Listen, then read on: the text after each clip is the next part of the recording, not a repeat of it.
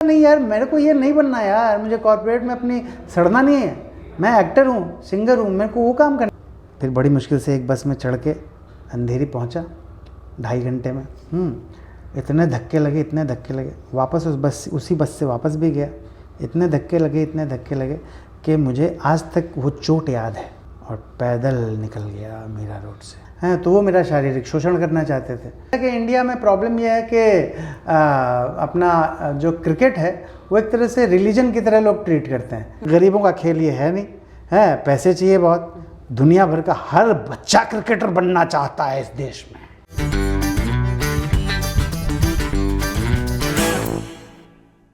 दुनिया में 2 तरह के लोग होते हैं। पहले वो जिनके पास 9 to 5 जॉब है, गाड़ी है, घर है, बंगला है, एक कंफर्टेबल ज़िंदगी है, वो वही ज़िंदगी हमेशा के लिए जी सकते हैं। और दूसरे वो लोग जो ये सब पाने के बाद सोचते हैं व्हाट नेक्स्ट। आज जो पर्सनैलिटी मेरे साथ है वो ये सेकंड टाइप के लोगों में से एक है। और इनकी पर्सनैलिटी देख के मैं बस यही कह सकती हूँ, आई लाइक इट। आप समझ ही गए होंगे मैं किसकी बात कर रही हूँ। आज हम मिलेंगे अपहरण के दुबे जी और भाभी जी घर पे है कि मिस्टर सक्सेना जी। जी हाँ, हमारे साथ है Sanon Verma. Sanon ji, welcome to Bollywood Thikana. Thank you Khushbu, thanks a lot. हमारा ये जो शो है Sanon ji, autobiography on Bollywood Thikana, इसमें सेलिब्रिटीज़ आके खुद अपनी ज़िंदगी के बारे में बताते हैं। अभी आप क्या कर रहे हैं इसके बारे में तो हम बात करेंगे, लेकिन सबसे पहले हम शुरू करेंगे शुरुआत से। कहाँ से हैं आप, कैसा है आपका बचपन, कौन कौन है फैमिली में, क्या किया बचपन में? मैं असल में एक ऐसा शख्स हूँ जिसने बहुत ज़्यादा अलग अलग तरह के लाइफ के शेड्स को एंजॉय किया है जी, देखा है, एक्सपीरियंस किया है। बचपन जो मेरा था वो बहुत अजीब सा था। वो इसलिए मैं बोलूँगा कि बचपन में मैंने बचपन को एंजॉय किया नहीं, बचपन मैंने देखा ही नहीं। और उसकी वजह ये थी कि मुझे मेरा घर चलाना था और हम बहुत गरीब परिवार से थे। जी। मेरे पिताजी बहुत महान कवि थे, बहुत बड़े साहित्यकार थे, लेकिन अनफॉर्चुनेटली इतने सरल स्वभाव के व्यक्ति थे, इतने सीधे साधे थे कि उनको तिकड़मबाजी आती नहीं थी। पैसा कमाने की कला उनके पास बिल्कुल थी नहीं। और इस वजह से हमें, हमारे पूरे परिवार को अपार कष्टों का सामना करना पड़ा। बहुत सारी तकलीफ़ें हुई, आर्थिक रूप से हम बड़े कमज़ोर थे। कई बार ऐसा भी हुआ कि हमारे पास खाने के लिए पैसे नहीं रहते थे, ऐसा सिचुएशन रहता था। और पिताजी का एक स्मॉल टाइम बुक पब्लिशिंग का बिज़नेस था। जी। मेरे पिताजी पत्रकार भी थे और जैसा कि मैंने आपको बताया बहुत अच्छे साहित्यकार थे वो। बहुत सारी कविताएं लिखते थे, बहुत महाकाव्य उन्होंने लिखे हैं, कई सारी पुस्तकें हैं उनकी। और उसके अलावा उन्होंने उपन्यास लिखे हैं, उन्होंने कहानियाँ लिखी हैं बहुत अच्छी अच्छी, शॉर्ट स्टोरीज़ भी लिखी हैं। तो बहुत एक तरह से आप कहें कि समर्पित साहित्यकार थे वो। और उनको आनंद आता था सिर्फ साहित्यिक कामों में, साहित्य की रचना करने में उनको आनंद आता था। पैसा कमाना बेचारे जानते नहीं थे, बहुत ही सीधे साधे फक्कड़ स्वभाव के व्यक्ति थे।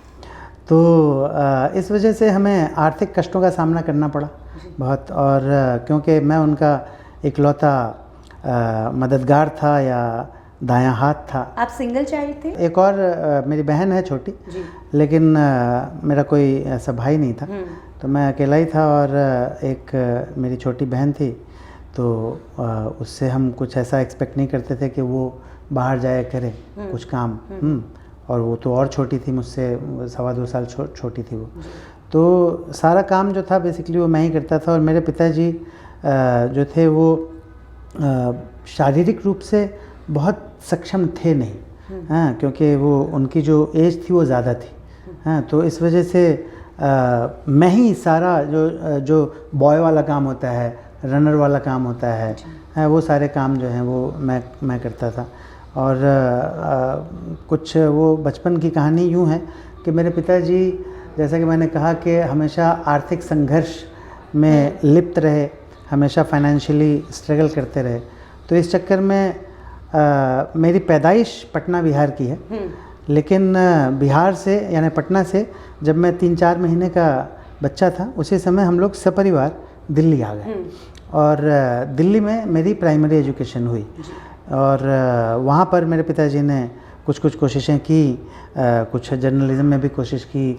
एक पत्रिका, एक सदाशिव नाम की एक पत्रिका छापते थे वो, उसके संपादक थे मेरे पिताजी। और लेकिन वो कुछ ख़ास होता नहीं था, बस वही जैसा कि मैंने कहा कि हमेशा फाइनेंशियल स्ट्रगल लगा रहता था और सिचुएशन यही रहती थी कि हर 4-5 महीने में किराया ना दे पाने की वजह से हमको घर छोड़ना पड़ता था, दिल्ली घर बदलते थे हम, हैं। तो ये हालत थी और उस समय यानी जो भी मैंने थोड़ा बहुत बचपन को फील किया वो दिल्ली में ही फील किया, हाँ, क्योंकि मुझे लगता है कि 7-7.5 साल तक हम दिल्ली में रहे।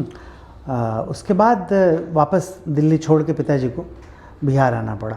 हाँ, बिहार में भी आके ऐसे महान आदमी थे वो कि उन्होंने सीधा, उनके एक मित्र थे वो कांग्रेस के नेता थे, हैं, तो उनके पास जाते थे। अब जो मित्र थे, हैं, मेरे पिताजी के, वो बेचारे ऐसे थे कि कभी भी मेरे पिताजी के लिए उन्होंने कुछ ऐसा ठोस किया नहीं, क्योंकि उनको पता था कि ईमानदार आदमी है, सीधा साधा आदमी है, ये बेईमानी करेगा नहीं पॉलिटिक्स में। हाँ, और पॉलिटिक्स में बेईमानी बहुत ज़रूरी है, यानी वहाँ पे श्रूड होना, घाघ होना वो बहुत ज़रूरी है। अगर आप वैसे नहीं हैं, अगर सीधे साधे हैं तो पॉलिटिक्स में सर्वाइव नहीं कर सकते आप।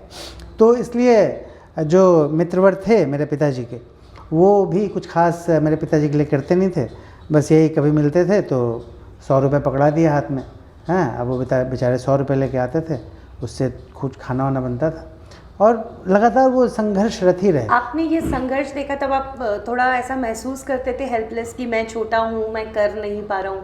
कैसे आप मदद करना चाहते थे तब पिता की? उस समय एक्चुअली मेरे मन में क्योंकि मैं इतना छोटा था ना खुशबू के, मेरे मन में ऐसी कुछ बातें आती ही नहीं थी। मैं बस ये सोचता था कि बाबूजी ने ये बोला है करने के लिए तो मुझे ये करना है। हाँ, बाबूजी ने बोला है कि ये किताब लो, जाओ। ये सबसे पहले तो गांव गए पिताजी, हाँ, वो कहानी बड़ी इंटरेस्टिंग है। गांव गए पिताजी, हमारे मोतिहारी ज़िला है, हमारा मोतिहारी ज़िला, पूर्वी चंपारण ज़िला, सॉरी, हाँ, तो वहाँ गए। वहाँ एक गांव है, रामनगर गांव का नाम है। वहाँ पे पहले तो सबसे पहले उन्होंने मेरे पिताजी 4 भाई थे, तो सबसे पहले उन्होंने अपने हिस्से की कुछ जो खेती थी उसको लेने की कोशिश की। तो वहाँ भी सब श्रूड, उनके जो भाई थे वहाँ अलग पंगे हो गए, हैं। तो 8 महीने तक वहाँ रहे गाँव में। उसके बाद पिताजी ने कहा कि मैं चुनाव लड़ता हूँ, हैं, तो उन्होंने इंडिपेंडेंट चुनाव लड़ा। अच्छा। बिना किसी पार्टी का टिकट तो मिला नहीं, तो MP का चुनाव लड़ गए वो, हैं। अब MP का चुनाव लड़े, ज़मानत जब्त हो गई, हैं। पर बाद में पता चला मुझे कि वो चुनाव इसलिए लड़ रहे थे ताकि चंदा इकट्ठा करें, हैं, चुनाव के नाम पे, और उससे घर चले। अच्छा। उनको ये बात पता थी कि जीतने हैं तो सवाल ही नहीं उठता, है ना। तो सिर्फ चंदा इकट्ठा करने के चक्कर में चुनाव का। और मज़े की बात ये, रात को 2 बजे मेरी माँ निकलती थी बाहर, और वो जो चौक होता है ना, चौक, उससे मेरे पिताजी का नाम बड़े बड़े अक्षरों में दीवार पे लिखती थी, महाकवि राजनारायण वर्मा को भारी मतों से विजय बनावे। पोस्टर्स और उनका बजट नहीं था, तो वो दीवार पे लिखती थी बेचारी, ठीक है। मैं रिक्शे पे बैठ के 7.5 साल का बच्चा, मुझे आज भी याद है वो मोमेंट्स, जब मैं ऐसे माइक पे, रिक्शा चल रहा है और माइक में बोलता था कि मोतिहारी संसदीय निर्वाचन क्षेत्र से निर्दलीय उम्मीदवार महाकवि राजनारायण वर्मा को भारी मतों से साइकिल छाप पर मुहर लगाकर विजय बनाया। उनका साइकिल उनको मिला था, हाँ, जो वोटिंग का सिंबल। तो इस तरह का संघर्ष हुआ। तो 8 महीने तक वहाँ पे वो सब चला। उसके बाद फिर पिताजी, वो तो हारना ही था उनको, वो हारे। उसके बाद गांव छोड़ के वो खेत वेत का चक्कर चला नहीं। वो सब जो बाकी के भाई लोग थे वहाँ पे पुराने जमे हुए, तो उन्होंने बेसिकली उनको ज़मीन दी नहीं जो उनके हिस्से की थी, उसमें भी स्ट्रगल हुआ। फिर फाइनली पटना आ गए। फिर से इन्होंने अपना बुक पब्लिशिंग का बिज़नेस शुरू किया, जो मेरी पैदाइश के पहले इनका था। उस समय ठीक ठाक चलता था, हाँ, बुक पब्लिशिंग का बिज़नेस। लेकिन बाद में मेरे पिताजी क्योंकि साहित्यकार थे, हैं, और कवि हृदय थे, हैं, तो वो मैनेज कर नहीं पाए चीज़ों को और लगातार फ्लॉप होते गए। यानी वो अगर सुपर हिट थे तो सिर्फ इस मामले में थे कि वो मेरिट पे, on merit I can tell you that he was a great literary figure, हैं, मेरिट पे यही है। लेकिन बाकी चीज़ें उनके पास नहीं थी, बाकी गुण उनके पास थे नहीं, हैं, तो बेचारे संघर्ष रहते ही रहे। कह सकते कि मार्केटिंग या जो कनेक्शंस होते हैं वो सारी चीज़ों में माहिरियत नहीं थी, लिखते बहुत अच्छे। सही बोला आपने, बहुत सही बोला कि मार्केटिंग, पीआर ये सब बेचारे नहीं कर पाते थे, बस लिखते अच्छा थे। तो खैर वापस बेचारे आए, फिर से उन्होंने शुरू किया इधर उधर से कर्ज वर्ज लेके, फिर से, क्योंकि उनको बुक पब्लिशिंग का बिज़नेस आता था, वो शुरू किया। तो उसमें मैं प्रूफ रीडिंग करता था। तो उनका जो बिज़नेस था वो फिर से सुपर फ्लॉप था, नहीं हो पाया उनसे, कर नहीं पाए बेचारे, हैं। तो आप समझें कि मैंने 10th किया पटना से, 12th किया पटना से। उसके बाद फिर से ये सिचुएशन आया कि पिताजी को भागना पड़ा पटना छोड़ के, क्योंकि उनका बिज़नेस फिर से बुरी तरह फ्लॉप हुआ, हैं, और जो कर्जदार थे उनकी लाइन लग गई, हैं। तो दिल्ली आ गए। हाँ, तो फिर से भागे पापा, हैं। फिर मैं बाबूजी उनको बोलता था, तो फिर से आ गए हम सबको लेके दिल्ली। तो मैंने ग्रेजुएशन जो है वो दिल्ली से किया। तो बचपन में ही ना मेरी एक बड़ी मेरे पिताजी क्या करते थे कि वो लिखते तो थे, साथ में उनको जासूसी उपन्यास लिखने का, पढ़ने का शौक था, सस्पेंस वाला, वो पढ़ने का शौक था। तो उस समय सुरेंद्र मोहन पाठक और वेद प्रकाश शर्मा, ये सब ऑथर्स थे जिनके उपन्यास मेरे पिताजी बहुत पढ़ते थे। और उस समय कुछ 25 पैसे में भाड़े पे उपन्यास लेके आता था मैं उनके लिए, और वो वही बोलते थे कि जाओ ये वाली बुक ले आओ, सुरेंद्र मोहन पाठक का कोई भी। तो मैं जाता था लाने, और तो आप समझें कि 4 किलोमीटर जाना होता था पैदल और 4 किलोमीटर आना, यानी 8 किलोमीटर आना जाना मैं करता था वो जासूसी उपन्यास ले। उसमें मैं बच्चा था, तो लेकिन I was not suppose to read that book, क्योंकि वो एडल्ट्स ओनली बुक होते थे, हैं, तो बच्चों के लिए वो था नहीं एक्चुअली। लेकिन जाते वक्त और आते वक्त मैं पढ़ता था उनको, हैं, और मुझे बड़ा रस मिलता था उसमें, बड़ा आनंद प्राप्त होता था, बड़ा मज़ा आता था। तो मैंने कहा, और क्योंकि हमारे घर में वही माहौल था, मेरे घर में हर हफ्ते कवि गोष्ठी होती थी। मेरे पिताजी इसीलिए तो फेल होते थे बिजनेस में, हैं, हर हफ्ते कवि गोष्ठी, हैं, कर्जा लेके चाय के लिए 15 कवि आ रहे हैं पूरे पटना के, हैं, तो उनके लिए चाय और समोसे का जुगाड़ करने के लिए कर्जा लेते थे कि भैया कवि गोष्ठी होने वाली है, और कर्ज लेके वो समोसा और चाय और इन चीज़ों का जुगाड़ करके कवि गोष्ठी करते थे। और वहाँ पे वो लोग जो कवि आते थे, उनकी कविताएं, उनके गीत मैं गाता था, हाँ क्या बात। हाँ, और ऐसे बजा के उस पर डाडा ऐसा करके बजा के मैं गाना गाता था उनके। तो वो सारी गोष्ठियाँ, कवि गोष्ठियाँ होती थी। तो मैंने, क्योंकि माहौल था, साहित्यिक माहौल था हमारे घर में, तो मैंने कहा कि कहानी लिखता हूँ, हाँ। तो बच्चों की कहानी लिखनी शुरू की मैंने। तब मेरी उम्र 13-14 साल रही होगी, उस उम्र में। हाँ, उस उम्र में मैंने बच्चों की कहानी लिखनी शुरू की। और आपने क्या जॉनर लिखा था? बच्चों की कहानी, बच्चों की कहानी से शुरुआत की मैंने। तो जब मैंने लिखी कहानी, तो उसको नंदन नाम की एक पत्रिका हुआ करती थी, जो कि आज भी है, वो हिंदुस्तान टाइम्स ग्रुप की बहुत बड़ी पत्रिका है बच्चों की, हाँ। तो उस पत्रिका को हम पढ़ा करते थे। उस दौरान जो पत्रिकाएं थीं, एक का नाम था नंदन, एक पराग नाम की पत्रिका आया करती थी, एक चंपक आया करती थी, हाँ, फिर एक लोटपोट आया करती थी, ये सारी पत्रिकाएं थीं। तो जो नंदन मैं पढ़ता था, मज़ा आता। मैंने कहा यार ये जो कहानियाँ इसमें आती हैं, मैं भी कुछ इमेजिन करता हूँ। तो मैंने भी इमेजिन करके कहानी लिखी।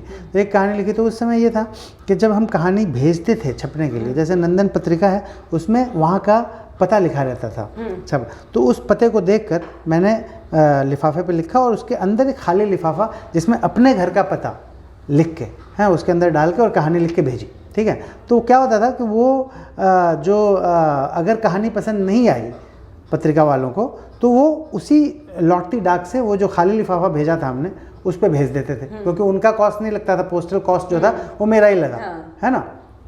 तो मुझे यही था कि वापस ही आएगी कहानी। तो मैंने पहली कहानी लिखी, भेजी, अगले महीने के एडिशन में छप गई मेरे नाम से। अब 13-14 साल का बच्चा, नेशनल लेवल का, उस समय तो क्रेज था, हाँ। आजकल कोई नहीं पूछता, आज नहीं है, लेकिन उस वक्त, जिस वक्त की बात मैं कर रहा हूँ, उस समय जैसे क्रेज था, पब्लिक पागल थी, बच्चे। किस ईयर की बात होगी? ये बहुत पहले, ये समझ लीजिए आपके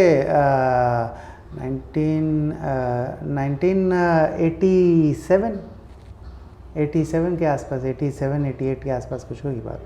तो आप समझो कि वो पत्रिका कहानी छप गई मेरी, हाँ। उसके लिए मुझे 200 रुपये भी मिले। मैंने कहा बहुत बढ़िया। तो फिर मैंने फिर से कहानी लिखी एक और, हैं, तो वो भेजी मैंने, वो भी अगले महीने के अंक में छप गई। मैंने कहा क्या बात है, फिर से 200 रुपये का चेक आ गया। और 200 रुपये बड़ी रकम थी यार उस समय, हैं। मैंने कहा वाह। फिर एक और कहानी लिखी, वो भी छप गई। जैसे ही तीसरी कहानी छपी मुझे मेरा दिमाग हो गया ख़राब। मुझे लगा कि यार मैं बहुत बड़ा राइटर बनूंगा, अब ये बच्चों की कहानी नहीं लिखूंगा, है अब बड़ों की कहानी। तो वो जो उपन्यास लेता था ना, उधर जाता था आता था, वो पढ़ता, मैंने कहा ये लिखता हूँ मैं, सस्पेंस। हाँ सस्पेंस, जासूसी उपन्यास। तो मैंने हजार पेज के 3 उपन्यास लिख डाले। हाँ, अब वो 3 उपन्यास लिखे। अब मेरे पिताजी, वो क्योंकि साहित्यकार, उन्होंने बोला यार तूने तो बहुत अच्छी बड़े अच्छे उपन्यास लिखे हैं। तो मुझे ले गए दिल्ली सुरेंद्र मोहन पाठक के घर पे। हाँ, हम लोग मिले सुरेंद्र मोहन पाठक से। सुरेंद्र मोहन पाठक से हमारा अच्छा खासा आधे घंटे की बैठक हुई उनके साथ, और उन्होंने हमारे जो मैन्युस्क्रिप्ट थी, उन्होंने कहा कि इसको वो कर दो, अपना इसको ज़ेरॉक्स कॉपी, अपना फ़ोटो कॉपी करवा लो और इसका फ़ोटो कॉपी मुझे दे जाओ, मैं कोशिश करता हूँ इसको छपवाने की। ठीक है। उसके बाद उनसे पत्राचार भी हुआ, पर पता नहीं क्या हुआ वो, लेकिन कुल मिलाकर 3 उपन्यास लिखने के बाद कुछ महीने बाद मुझे ये महसूस हुआ कि ये उपन्यास जो मैंने लिखे हैं, इनसे कहीं बेहतर उपन्यास मैं लिख सकता हूँ, है ना। और मैंने उन 3 उपन्यासों को फाड़ के फेंक दिया। मैंने कहा कि आपने खुद ने ही रिजेक्ट कर दिया। खुद ही रिजेक्ट कर दिया। मैंने कहा नहीं, इससे बेटर लिखूंगा। और उसके बाद चौथा उपन्यास लिखना शुरू किया। वो मैंने कुछ, मुझे लगता है कि 100-150 पेज तक गया होऊंगा मैं, तब तक भागने की नौबत आ गई। हैं, तो फिर पटना से वापस दिल्ली। अब जब दिल्ली आए तो वो जो 3 कहानियाँ मेरी छपी थी नंदन में, उसको लेके मैं एक पत्रिका में गया जिसका नाम है पांचजन्य, जो कि बहुत बड़ा अखबार है। वो RSS का एक्चुअली माउथ पीस है, RSS का अखबार है वो। हाँ, तो मैं वहाँ गया। मैंने कहा कि ये देखिए, मैं प्रूफ पढ़ता था, बुक पब्लिशिंग का बिजनेस था ना हमारा, तो प्रूफ भी मैं ही पढ़ता था, हाँ, पापा के लिए। तो प्रूफ रीडर का भी मुझे एक्सपीरियंस था, और साथ में 3 कहानियाँ भी छपी थी। तो वहाँ के संपादक ने कहा ठीक है, तुम एक काम करो, हमारे जो प्रूफ रीडर साहब हैं वो अभी छुट्टी पे हैं, उनकी वाइफ की प्रॉब्लम चल रही है कुछ, तो आप प्रूफ पढ़ना शुरू करो। हाँ, प्रूफ रीडर की फ़िलहाल ज़रूरत है, पर आपको लीव वैकेंसी पे रखेंगे। जैसे ही फ़कीर चंद गौतम आएंगे आपको टाटा बाय बाय हो जाएगा। किसी और की जगह एडजस्टमेंट के तौर पे 15 दिन के लिए मुझे उन्होंने रखा। तो मैंने कहा ठीक है। अब मैंने 15 दिन जब प्रूफ वहाँ पढ़ा, तो जो हमारे तरुण विजय साहब थे संपादक, उनके भी जो एक बॉस थे भानु प्रताप शुक्ल, उन्होंने बोला यार ये आजकल गलती ही नहीं रहती है एक भी, इतना अच्छा कैसे हो गया सब, पहले तो बहुत गलतियाँ आती थी। हैं, तो गौतम जी तो गज़ब का पढ़ रहे हैं। तो तरुण जी ने कहा कि गौतम जी नहीं पढ़ रहे हैं, एक नया बच्चा आया है वो पढ़ता है। हैं, तो प्रूफ रीडर का जो मैंने काम किया 15 दिन, उसमें एक क्रांति पूरे अखबार में आ गई मेरी वजह से, क्योंकि एक भी गलती ही नहीं रहती थी, कोई एरर नहीं, कोई टाइपो मिस्टेक नहीं, कोई ग्रामेटिकल मिस्टेक नहीं, कुछ भी नहीं।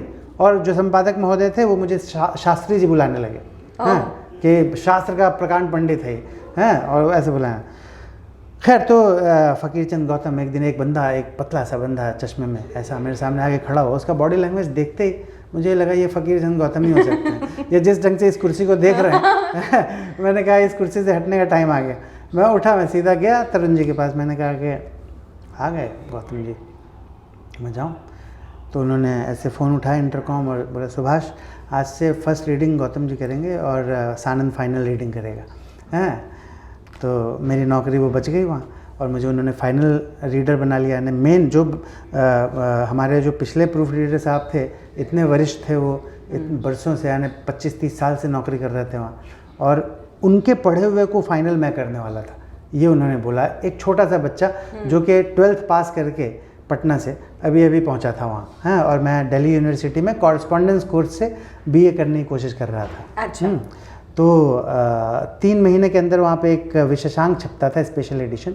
वो एडिशन जब छपने वाला था तो उसमें तरुण जी ने मेरा नाम संपादक मंडल में डाल दिया, यानी मुझे उन्होंने एडिटोरियल बोर्ड का मेंबर बना दिया, एक छोटे से बच्चे को, अंडर ग्रेजुएट बच्चे को। और वो limited company, private limited company थी या कुछ ऐसी बहुत, तो उसमें PF सब कटना था मेरा, क्योंकि वहाँ पे परमानेंट जॉब दे दी मुझे तरुण जी ने। हैं, तो जो मैनेजमेंट था उसने भी बोला यार ये अंडर ग्रेजुएट है, हमारा नियम है जब तक ग्रेजुएट नहीं होगा हम नौकरी नहीं दे सकते किसी को सब एडिटर का। हाँ, तो उन्होंने वो स्पेशल केस में मुझे नौकरी वहाँ मिली। तो पांचजन्य में मैंने काम किया, उसके बाद पांचजन्य छोड़ के फिर दैनिक जागरण में गया, वहाँ पे मैंने काम किया। यंगेस्ट फिल्म क्रिटिक हाँ, यंगेस्ट क्रिकेट का, बिल्कुल बिल्कुल। मैं एकदम अंडर ग्रेजुएट था और मैं पांचजन्य में फिल्म क्रिटिक था। हाँ, वहाँ पे मैं मंडी हाउस कवर करता था पूरा। तो जो आर्ट एग्जीबिशंस वगैरह लगते थे वो कवर करता था, बैलेज होते थे, कल्चरल प्रोग्राम्स होते थे वो कवर करता था, फिल्में देखता था, उसका रिव्यू लिखता था। हाँ, तो पूरा आर्ट एंड कल्चर से ही जुड़ा रहा। आप फिल्म क्रिटिक रह चुके हैं तो आप क्रिटिक्स को मानते होंगे। आपको क्या लगता है इन दिनों जो क्रिटिक्स फिल्मों को लेकर जो कहते हैं, जो फर्स्ट वर्ड आता है कि हिट है, फ्लॉप है, एवरेज है, आपको क्या लगता है वो सही है? आज भी वैसे ही है क्रिटिक या इन्फ्लुएंस्ड है क्रिटिक्स? मुझे लगता है इन्फ्लुएंस्ड है, और उसकी वजह ये है कि एक अजीब सी लॉबी टाइप का चक्कर मुझे फील होता है ना, कि बहुत ज़्यादा ईमानदारी नहीं है। यानी मैं ये नहीं बोलूँगा कि 100% वैसा ही है, कुछ अच्छे भी होंगे उसमें, है ना, पर ज़्यादातर जो हैं वो मुझे ऐसे लगते हैं कि कहीं ना कहीं से बायस्ड हैं, हाँ, और पूरी तरह से ईमानदारी से, सच्चाई से अपना काम नहीं करते हैं। ज़्यादातर ऐसे ही हैं। कुछ अच्छे भी होंगे, मैं ये नहीं, सबको नहीं जनरलाइज नहीं कर रहा हूँ मैं, कुछ अच्छे भी होंगे डेफिनेटली, है ना, मैं वो बोल रहा हूँ, लेकिन ज़्यादातर मुझे पता नहीं क्यों ऐसा लगता है कि कहीं ना कहीं से कुछ तो गड़बड़ है, इन्फ्लुएंस्ड। हाँ, इन्फ्लुएंस्ड है, ऐसा मुझे फील होता है। और मैं रिक्वेस्ट यही करूँगा, पत्रकार जितने भी मेरे मित्र हैं, जो भी पत्रकारिता कर रहे हैं, पत्रकारिता जो है वो चौथा स्तंभ है लोकतंत्र का, हैं, तो इसकी लाज रखें और जितना ज़्यादा हो सके ईमानदार रहें। हैं, पैसा जो है वो सेकेंडरी रखें। मेरे लिए हमेशा पैसा सेकेंडरी रहता है। मैं कभी भी, क्योंकि मैंने इतनी गरीबी देखी है, वो तो आपकी जर्नी देख के ही पता चल गया है मुझे, कि मुझे एक ही चीज़ में इंटरेस्ट है, और वो चीज़ है कि मैं एक सच्चा और अच्छा इंसान बनूं, है ना, और जो बाकी की जितनी भी चीज़ें हैं वो सब टेम्परेरी हैं। हाँ, जो अच्छी चीज़ है, जो करेक्ट चीज़ है, जो अमर है, जो इमॉर्टल है, वो आपकी अच्छाई है, आपका कैरेक्टर है, अच्छाई सच्चाई। हाँ, अच्छाई सच्चाई ईमानदारी, ये सारी चीज़ें बहुत ज़रूरी हैं। और ये गुण जो हैं वो अनफॉर्चुनेटली आज के डेट में धीरे धीरे ख़त्म होते जा रहे हैं। हाँ, लोग बहुत ज़्यादा सेल्फ सेंटर्ड होते जा रहे हैं, लोग बहुत ज़्यादा ऐसे होते जा रहे हैं जिसमें कि ये लगता है यार बस किसी तरह से अपना उल्लू सीधा कर लें। सबको अपना अपना रास्ता, सबको अपना अपना रास्ता बनाना है, सबको अपने अपने चक्कर में है, सब अपना बैंक बैलेंस इम्प्रूव करना चाहते हैं, है ना। और उसके लिए जो एक होता है ना कि जो हम हमारा देश जो है वो महापुरुषों का देश है।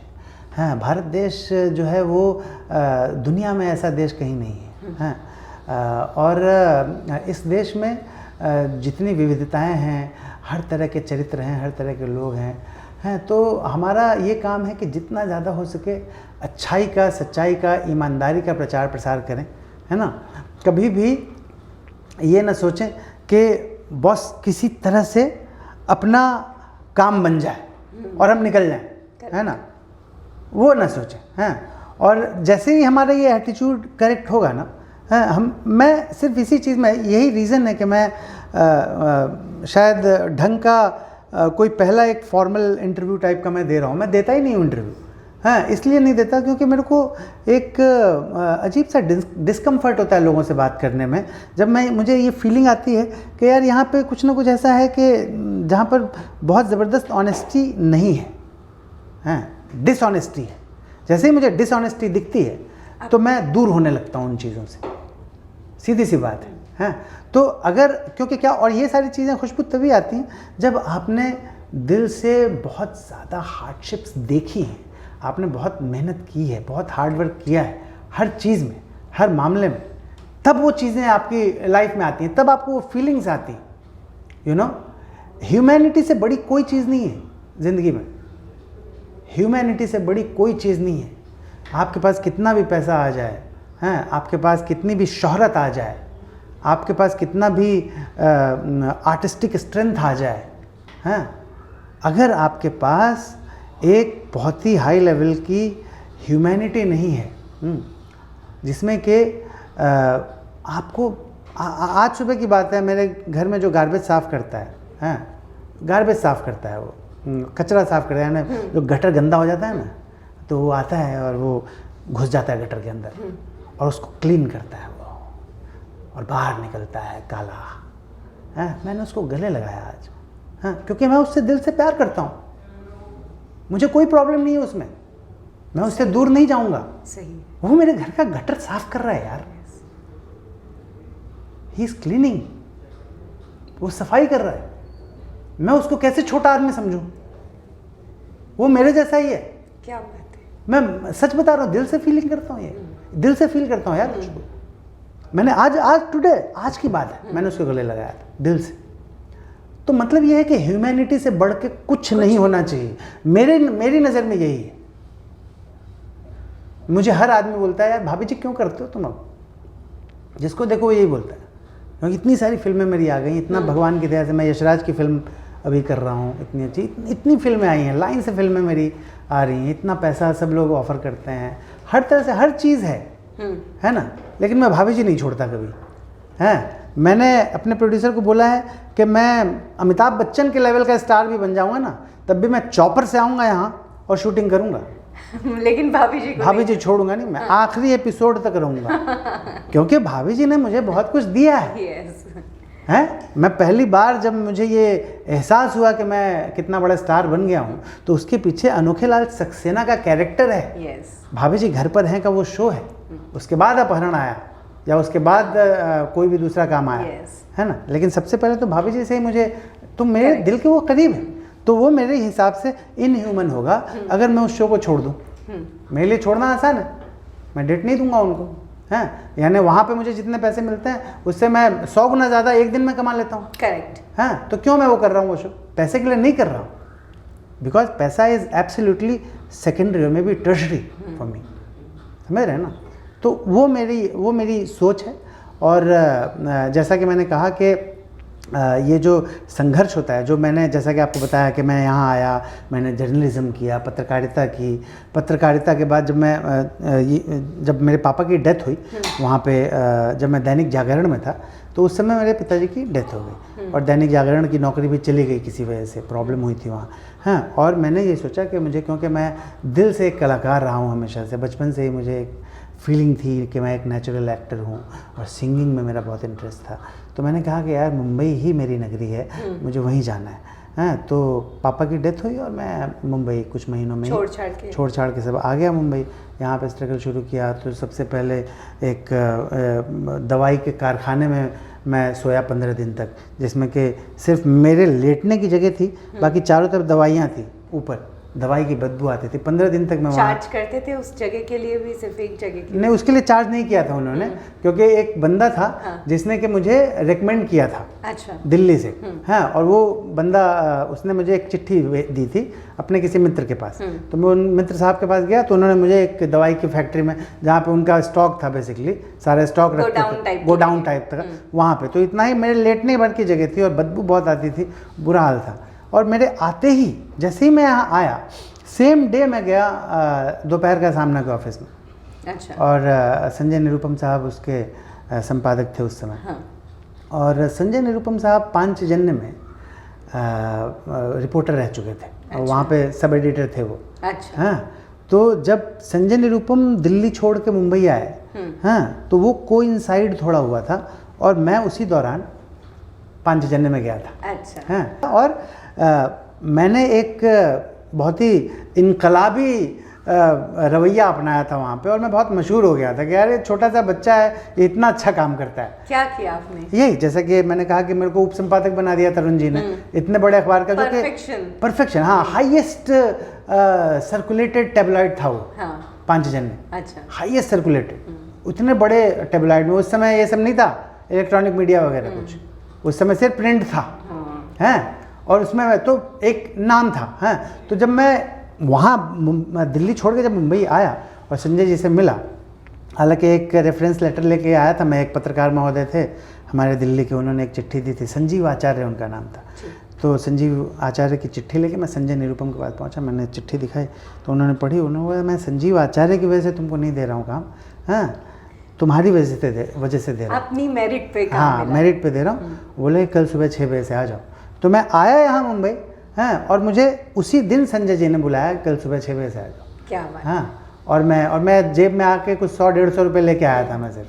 तो फिर गोडाउन में कितने दिन सोना? 15 दिन सोना पड़ा। उसके बाद संजय जी ने ही मुझे MLA हॉस्टल में, जो कि वर्सोवा में था, वहाँ पे जगह दिलवा दी। तो तो प्रेम शुक्ला जो कि हमारे वो हैं अपना बीजेपी के स्पोक्स पर्सन हैं, नेशनल स्पोक्स पर्सन है आज के डेट में, वो और मैं हम दोनों रूम पार्टनर्स थे। क्या बात? साथ एक ही कमरे में सोते थे हैं, तो वहाँ पे काफ़ी दिनों तक साथ रहे। उसके बाद फिर अपना दहीसर में घर लिया। तो इस तरह से संघर्ष चला, धीरे धीरे करते करते करते करते पहले प्रिंट मीडिया में रहा, फिर इलेक्ट्रॉनिक मीडिया में शिफ्ट हो गया, टाइम वीडियो में चला गया। तो वहाँ पे ना एक फेस टू फेस करके वीडियो मैगजीन थी जो कि हम लोग सुपर VHS पे शूट करते थे, और मैं अलग अलग बड़े बड़े सेलिब्रिटीज़ के पास जाके, जैसे आप मेरा इंटरव्यू ले रही हैं वैसे मैं उनका इंटरव्यू लेता हाँ, तो मैंने महमूद भाईजान का इंटरव्यू लिया, हाँ, ऐसे बड़े बड़े कलाकारों का मैंने इंटरव्यू लिया, और दिलीप साहब से बात की मैंने फ़ोन पे, हाँ, जीतू भाई से बात की, बड़े बड़े लोगों से बात की। उस समय एकता कपूर नहीं बनी थी। जीतू भाई ने, जितेंद्र साहब ने मुझसे फ़ोन पे बोला था मेरी बेटी है, वो कोशिश कर रही है, टीवी में कुछ करना चाहती है। और हमारा face to face video magazine जिसके लिए मैं रिपोर्टर था, हैं, वो उस समय ATN नाम का एक टीवी चैनल था, जो कि बाद में ETC बन गया। अच्छा। हाँ, तो वो ATN पे टेलीकास्ट होता था। तो जितेंद्र जी ने मुझसे बोला था कि मेरी बेटी एकता है, वो कोशिश कर रही है टीवी में इस टाइप का कुछ, उस समय बोला था उन्होंने। और दिलीप साहब से बात हुई थी, और भी बड़े बड़े सेलिब्रिटी से। तो वो मैंने किया, अपना कुछ 1-1.5 साल तक वो किया, टाइम वीडियो में काम किया।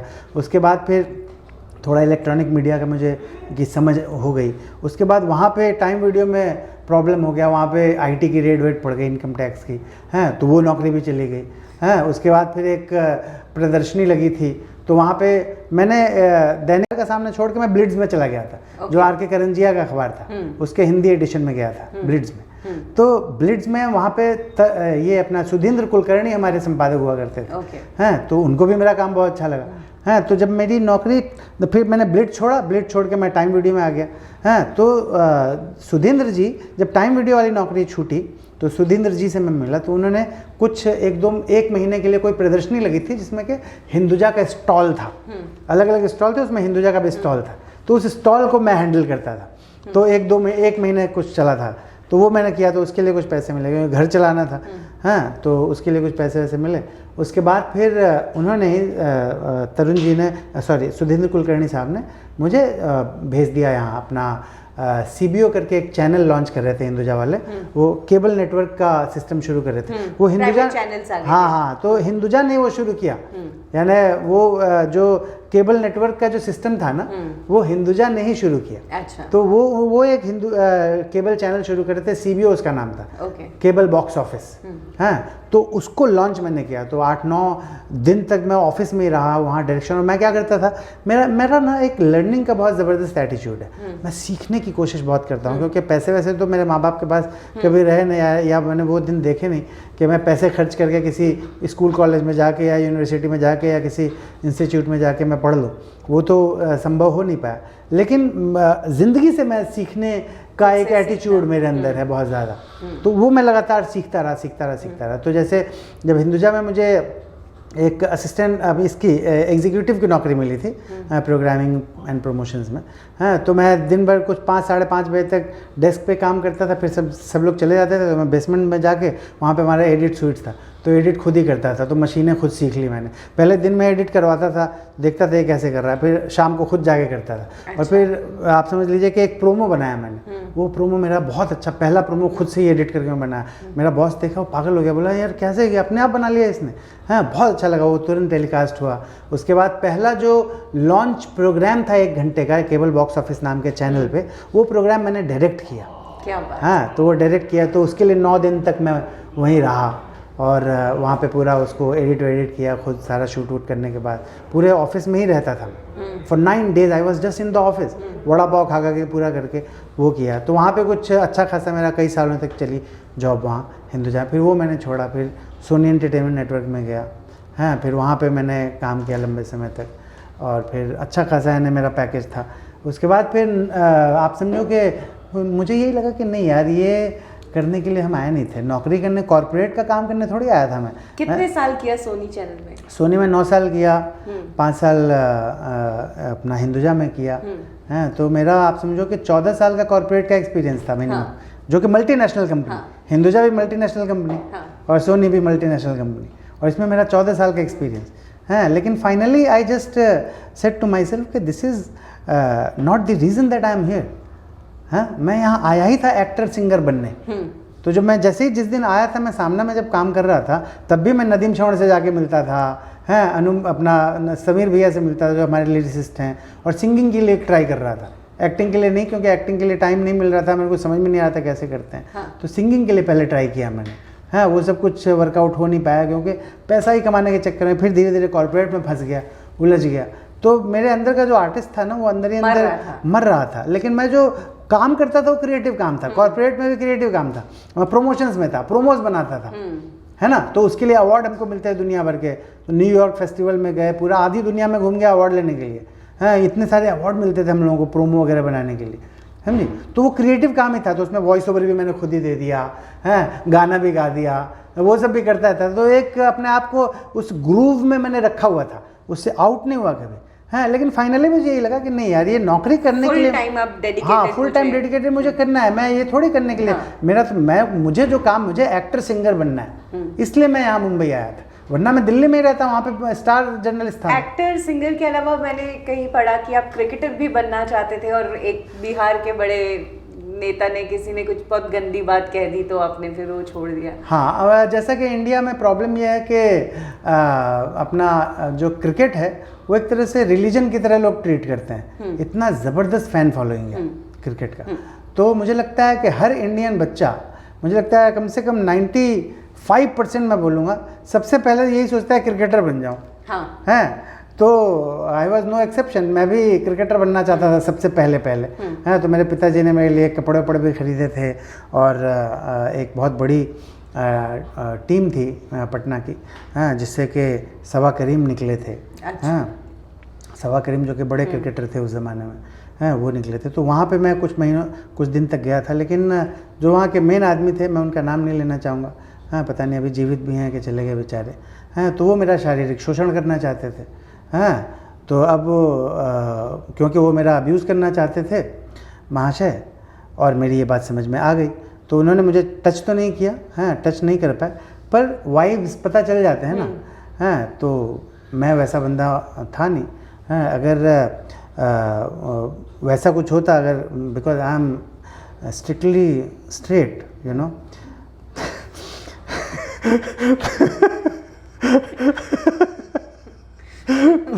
ये प्रॉब्लम हो गया। हाँ। अगर उनका जेंडर अलग होता तो बात अलग हो जाती, पर वो हुआ नहीं। हाँ।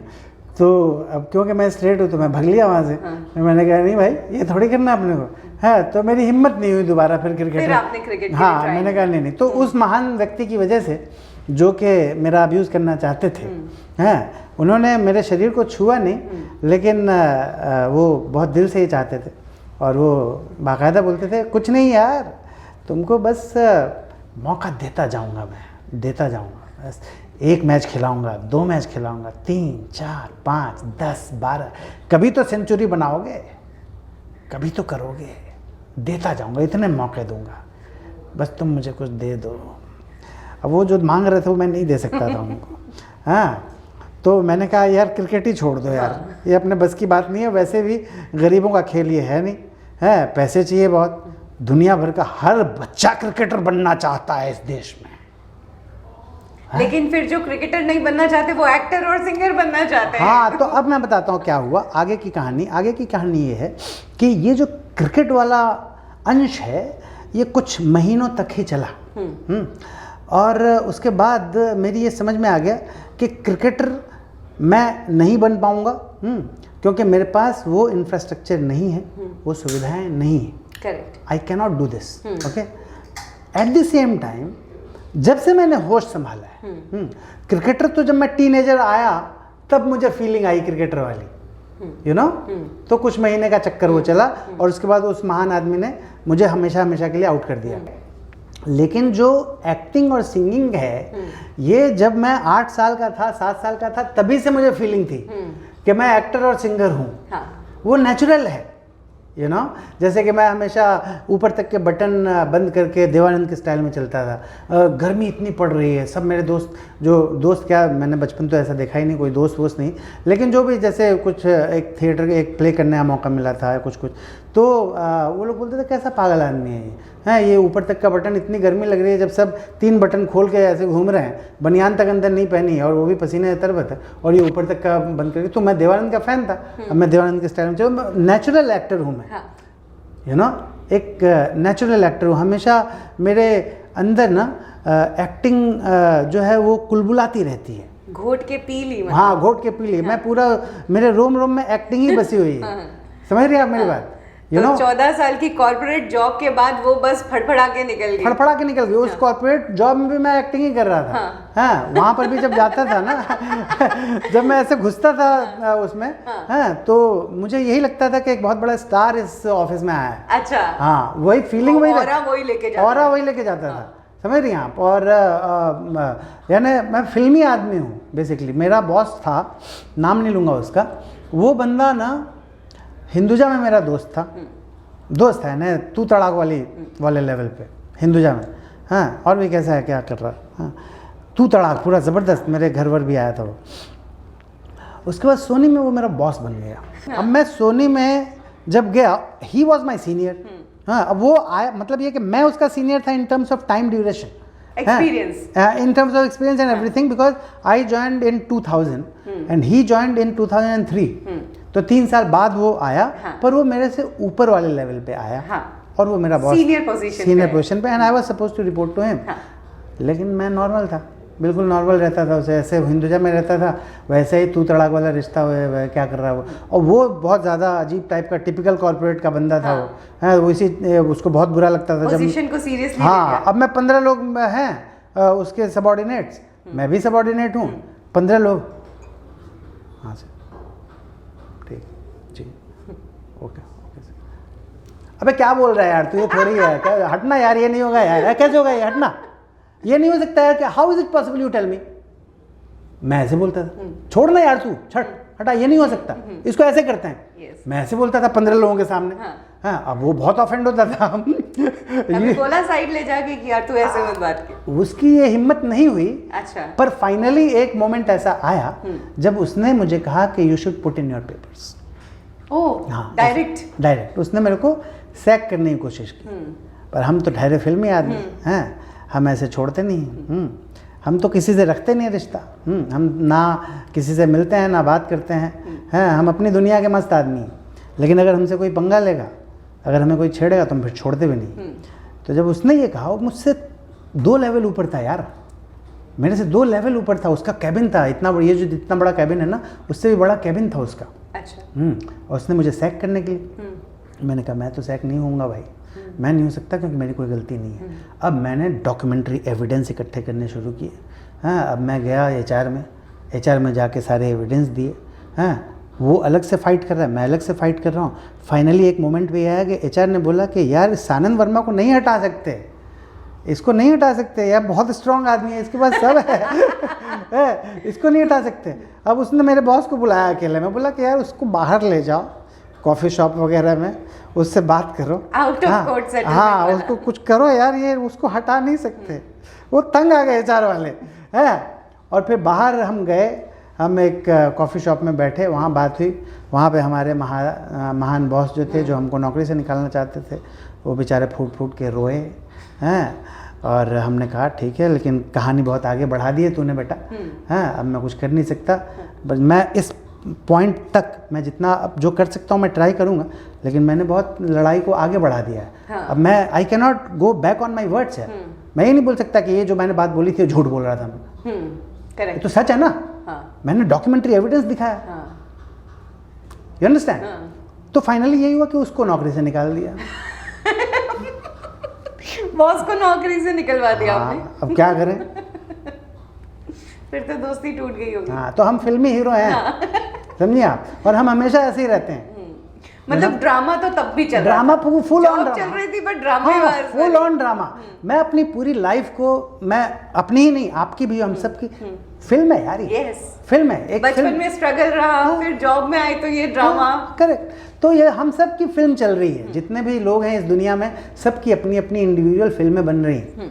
भगवान नाम का एक डायरेक्टर ऊपर बैठा हुआ है, ठीक है, उसको आप जो भी बोलो, अल्लाह बोलो, जीसस बोलो, भगवान बोलो, खुदा, जो बोलना बोलो। फिर आपने जॉब छोड़ी हाँ। अपने भी एक टाइम के बाद। हाँ। और जो पैसे आए उनसे अपने लोन्स वगैरह। करेक्ट। तो उसमें भी एक बड़ी मज़ेदार कहानी है कि जब मैंने नौकरी छोड़ी है तो मुझे अच्छे खासे पैसे मिले। हाँ। तो मेरा एक बहुत बड़ा आलीशान महल नुमा घर है।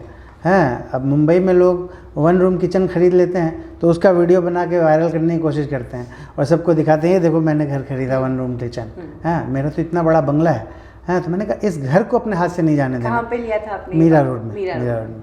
तो मीरा रोड बहुत बढ़िया पॉश एरिया है, मस्त है। मैं तो सारा बड़ी शूटिंग मीरा रोड में की है मैंने। इंडिया लॉकडाउन की शूटिंग मीरा रोड में हुई, यशराज की अभी शूटिंग मीरा रोड में अनुपम खेर के साथ की है मैंने। तो मस्त, बहुत अच्छा एरिया है, सब कुछ है वहाँ। तो मैंने कहा कि इतना बड़ा घर है मेरा, इसको हाथ से नहीं जाने देना। हाँ, तो रिस्क तो ले लिया। और जैसा कि मैंने बोला कि ड्रामा बहुत है अपनी लाइफ में। हाँ, तो और मैं इसी डर के मारे ना बहुत ज़्यादा रिलेशन बनाता नहीं हूँ किसी से, अकेला रहता हूँ। मैंने आज तक कभी ड्राइवर नहीं रखा, समझे, क्योंकि अगर मैंने ड्राइवर रख लिया तो एक रिलेशन डेवलप हो जाएगा। अच्छा। हाँ, एक रिलेशन डेवलप हो जाएगा, एक कमिटमेंट हो जाएगी, एक इमोशनल अटैचमेंट हो जाएगा। हाँ, और जब एक बार इमोशनल अटैचमेंट हो जाता है तो फिर मुझे परेशानी होती है। फिर मैं टेंशन में आ जाता हूँ, समझ रहे हैं आप। तो मैं प्राइवेट टाइप का आदमी हूँ, मैं नहीं इंट्रोवर्ट हाँ, इंट्रोवर्ट टाइप का। मैं अपने में मस्त रहता हूँ, खुश रहता हूँ। जो अच्छा भी है। हाँ, आज की दुनिया के हिसाब से। आज की दुनिया के साथ तो मैं बहुत अच्छे से खुश रहता हूँ। और जब मैं मिलता हूँ किसी से तो उसको बहुत खुश करता हूँ। हाँ, मैं कभी भी ऐसा, आप कभी भी कोई आपको ये नहीं बोलेगा कि वो बहुत रूड है या एरोगेंट है, या ऐसा कुछ चक्कर नहीं है। मैं सबसे प्यार करता हूँ, दिल से प्यार करता हूँ। जैसा कि मैंने बोला, ह्यूमैनिटी इज़ माई प्रायोरिटी, है ना। कोई भी हो जाए, कुछ भी हो जाए, मैं दिल से सबसे प्यार करता हूँ। I like it. हाँ, आई लाइक इट, ये करता रहता हूँ, है ना। तो बस अपना जो पैसे मुझे मिले थे अच्छे खासे, तो उन पैसों से मैंने अपने घर को, जो होम लोन था उसको सबसे पहले मैंने क्लियर किया। तो होम लोन क्लियर करने के चक्कर में जितने पैसे प्रोविडेंट फंड के, ग्रेचुइटी के मिले थे, वो सारे के सारे पैसे होम लोन को क्लियर करने में लग गए। ठीक है, एक जिम्मेदारी। हाँ, वो घर अपना हो गया। अब उसके पहले एक और घर था मेरा, 1 bedroom hall kitchen, Mira road में ही था। उसको मैंने क्या किया कि उसको बेच दिया। बेच के उसके कुछ 16-17 लाख रुपए कुछ आए थे शायद। हाँ, उसको मैंने FD कर दिया। अब जो घर, मैं कितना ज़्यादा बड़ा बेवकूफ़ आदमी हूँ, कोई मैंने रिसर्च नहीं किया, कोई मुझे नॉलेज नहीं थी कि प्रॉपर्टी का क्या भाव चल रहा है। अभी बंदा अगर एक अपना पुराना गिटार भी बेचना चाहेगा ना, पुराना गिटार, आजकल लोग ऐसे हैं, इतने प्रैक्टिकल हैं। हाँ, अगर कोई अपना एक मोबाइल भी बेचना चाहेगा पुराना, तो उसके लिए वो 10 लोगों से बात करेगा। हाँ। वो रिसर्च करेगा, हैं यार कहाँ पे बेस्ट भाव मिल सकता है, वो कहाँ जाएगा। इतने सारे ऐप आ गए हैं जहाँ पर वो चीज़ें बेच सकता है, OLX और क्या क्या दुनिया भर के ऐप्स हैं, बहुत कुछ हैं। पूरा रिसर्च करा के वो जो बेस्ट प्राइस है वहाँ तक वो पहुँचेगा, उसके बाद बेचेगा। पर मैं इतना ज़्यादा बेवकूफ़ टाइप का आदमी हूँ, यानी पैसों को बिल्कुल भी महत्व नहीं देता हूँ। हाँ, I don't give any importance to money. Okay, and that's my biggest weakness I feel. हाँ, तो मैंने उस घर को 16-17 लाख में कुछ बेचा। जिस बंदे ने मुझसे ख़रीदा था वो घर, उसने ट्रिपल प्राइस में, यानी लगभग 40 लाख में, उसने 6 महीने के अंदर मेरा घर बेचा। 40 लाख में, जो मैंने 16 लाख में बेच दिया विदिन 6 मंथ्स। दैट बगर sold my house in 40 lakhs का। हाँ, 34 lakhs ही अर्न। सोचो कितना बड़ा बेवकूफ़ आदमी हूँ मैं। लक्ष्मी जाती हुई नजर आई। हाँ। तो अब सीन ये है, और ये भी खैर, तो वो जो पैसे थे उससे मैंने FD किए और मंथली इंटरेस्ट का मैंने बना लिया स्कीम। तो उससे इतने पैसे आ रहे थे कि 2 टाइम की रोटी सब्ज़ी मेरे घर वाले खा सकें। अब सिचुएशन ये है कि वो बंदा जो 50 लाख की इनकम थी जिसकी, हैं, जो लग्जूरियस लाइफस्टाइल लीड कर रहा था, लग्जरी गाड़ी में चलता था, हैं, और वो बंदा सडनली ये सिचुएशन आ गया कि नॉनवेज खाने तक के पैसे नहीं बचे हैं। 2 टाइम फिर रोटी सब्जी खा सकते हो आप, हैं, और बजट में चलना है, टाइट बजट में चलना है उसमें। तो मेरा ये था ज़रूर कि मेरे घर वाले जो हैं, जो लोग मेरे ऊपर डिपेंडेंट हैं, उन लोगों को कम से कम खाने पीने की दिक्कत ना हो, है ना, और वो भी नॉर्मल खाना खा सके, यानी रोटी सब्जी खा सके। जब ये आप चेंज कर रहे थे तब किसी ने रोका नहीं, यार क्यों, मतलब करना है, लाइफ सेट है, अच्छा चल रहा है? हाँ, मेरे घर वाले जो हैं उनको मैं सलाम करता हूँ कि वो लोग इतने प्यारे हैं, इतने अच्छे हैं कि मुझे हर मामले में बहुत सपोर्ट करते हैं। और मुझे लगता है कि मैं दुनिया का सबसे किस्मत वाला इंसान हूँ जिसको ऐसी फैमिली मिली है। और उन लोगों ने मेरी वजह से बहुत तरह के कष्टों का, तकलीफ़ों का सामना किया है।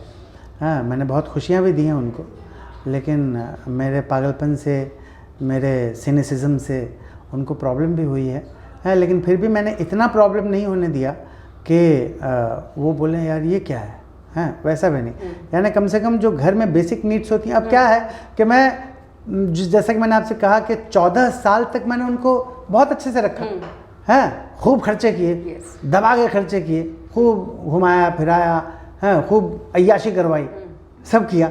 उसके बाद मैंने कहा नहीं यार, मेरे को ये नहीं बनना यार, मुझे कॉर्पोरेट में अपनी सड़ना नहीं है, मैं एक्टर हूँ, सिंगर हूँ, मेरे को वो काम करना है अंदर से इंसान को लगने अंदर से। तो मैंने कहा भाई, तो उन लोगों ने भी समझा, मेरी फैमिली ने, कि यार इतने समय तक तो इस बंदे ने सेक्रीफाइस किया ना, और जिसने वो किया वो आगे भी कर ले, आगे भी कर ले, डेडिकेशन तो वही डेडिकेशन होगा, काम चेंज होगा बस। Very true. तो उन लोगों ने सपोर्ट किया। तो अब गाड़ी का जो EMI चल रहा था उसको भरने के पैसे बचे नहीं मेरे पास, यू नो। तो उस गाड़ी को बेच के जो व्हीकल लोन था उसको मैंने फोरक्लोज किया। उसके बाद मैं गया रेलवे स्टेशन पे, वहाँ पे मैंने लोकल ट्रेन पकड़ने की कोशिश की, मैं पकड़ नहीं पाया क्योंकि मुझे आदत पड़ गई थी लग्जरियस लाइफस्टाइल की, तो उस ट्रेन को पकड़ नहीं पाया मैं। फिर मैं बस स्टॉप गया, वो भी नहीं पकड़ पाया। फिर बड़ी मुश्किल से एक बस में चढ़ के अंधेरी पहुंचा 2.5 घंटे में। इतने धक्के लगे, वापस उसी बस से वापस भी गया, इतने धक्के लगे कि मुझे आज तक वो चोट याद है जो मुझे बस में लगे। ठीक है, उसके बाद मैं गिरता पड़ता बाहर बस के आया। मैंने कहा कभी भी इस बस स्टॉप पे नहीं आऊँगा मैं, और ना ही कभी उस रेलवे स्टेशन पे जाऊँगा। लोकल लोग, लाखों लोग ट्रैवल करते हैं डेली बेसिस पर, हैट्स ऑफ टू देम। हाँ, हैट्स ऑफ टू देम, या एब्सोल्युटली। और मैं ये बोलता हूँ कि हमारे देश में इंफ्रास्ट्रक्चर है, हमारा देश गरीब नहीं है, हमारा देश ह्यूमैनिटी के मामले में गरीब है। अगर हम और ज़्यादा ह्यूमन हो जाएं, है ना, यू नो, अगर हम और ज़्यादा इंसानियत को तवज्जो देने लगें, है ना, तो हमारा देश बहुत बेहतर हो सकता है। हाँ, तो अभी देखिए मेट्रो वगैरह शुरू हुआ है तो शायद थोड़ा और इम्प्रूव हो। अब तो मीरा रोड तक मेट्रो है। हाँ, मीरा रोड तक मेट्रो है, हाँ, लेकिन मैं ऑडी से चलता हूँ। हाँ, तो अब सीन ये हुआ कि मैंने कसम ये खाई खुशबू कि मैं अब कभी भी इस रेलवे स्टेशन पर नहीं आऊँगा, कभी भी इस बस स्टॉप पे खड़ा नहीं रहूँगा। बस से नहीं, रेलवे से नहीं। बस से नहीं और लोकल ट्रेन से नहीं। हाँ, ऑटो के लिए भाड़ा नहीं था, हाँ, कैब के लिए पैसे नहीं थे। तो मैं क्या करूं, अब मैंने कसम खा ली थी। तो मैंने ना सुबह 6 बजे मैं जगा, उठा और चेहरे पे पानी मारा, नहाया, फ्रेश हुआ, कपड़े पहने और पैदल निकल गया मीरा रोड से। मीरा रोड से अंधेरी के लिए? हाँ, पहुंचा मैं दोपहर में 1 बजे। ठीक है। अब जब 1 बजे पहुंचा, उसके बाद मैं स्टोन्ड था बिल्कुल ऐसे, 1 घंटे तक स्टोन्ड रहा। उसके बाद मैंने चेहरे पे पानी मारा, एक कटिंग चाय पी और ऑडिशन देने गया, मीटिंग की, यू नो, ये सब कर कुरा के वापस अंधेरी से मीरा रोड पैदल पहुंचे कितने? रात के 11 बजे। ठीक है, तो आप ये समझें कि हमारा लगभग डेली का 13-14 घंटे का सिर्फ वॉक हुआ करता था। वॉक कितने टाइम तक किया ये? लगभग 6 महीने किया मैंने। 6 महीने तक अंधेरी से मीरा रोड, मीरा रोड से अंधेरी पैदल खुद चलता। पे डाउट हुआ एक भी बार कि यार गलत डिसीजन ले लिया, ये क्या कर रहा हूँ मैं? नहीं, मुझे डाउट नहीं हुआ, और उसकी वजह ये थी कि मुझे ऐसा लगता था कि मैं माइंड ब्लोइंग एक्टर हूँ। चांस की ज़रूरत है बस। चांस की ज़रूरत है। और मुझे लगता है कि within 6 months I became advertising star.